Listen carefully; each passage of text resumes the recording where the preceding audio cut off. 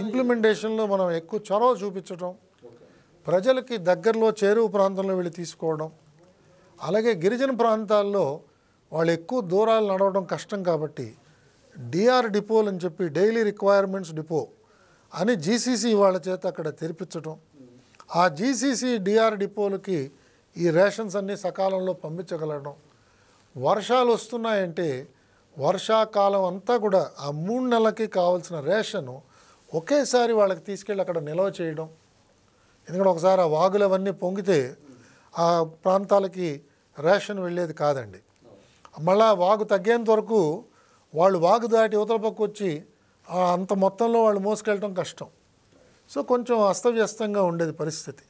అలా కాకుండా వర్షాల ముందు మనకి వర్షాకాలం వస్తుందంటే జూన్ జూలై నుంచి ఆగస్టు సెప్టెంబర్ దాకా సుమారుగా 3-4 నెలల రేషన్ అంతా తీసుకెళ్ళి ఆ డిఆర్ డిపోల దగ్గర మనం స్టోర్ చేసేవాళ్ళం.